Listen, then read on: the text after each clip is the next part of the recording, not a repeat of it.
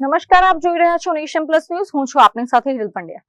વડોદરા જિલ્લાના સાવલી પોલીસ મથકની હદમાં આવેલા એક ખુલ્લા ખેતરમાંથી 64 વર્ષીય આધેડનો લોહી લુહાણ હાલતમાં મૃતદેહ મળી આવતા સમગ્ર પંથકમાં ચકચાર મચી ગઈ છે. પ્રાથમિક તપાસમાં આધેડની કોઈ અજાણ્યા શખ્સે ધારદાર હથિયારના ઘા ઝીકી હત્યા કરી હોવાનું સામે આવ્યું છે.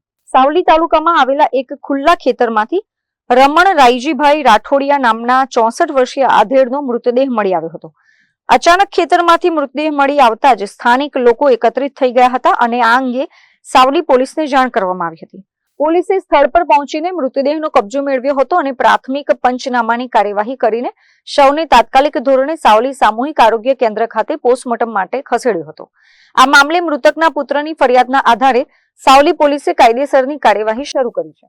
પુત્રએ નોંધાવેલી ફરિયાદ મુજબ કોઈ અજાણ્યા શખ્સે તેના પિતાને કોઈ ધારદાર હથિયાર વડે શરીરના ભાગે ગંભીર ઈજાઓ પહોંચાડીને ક્રૂરતાપૂર્વક મોતને ઘાટ ઉતાર્યા છે.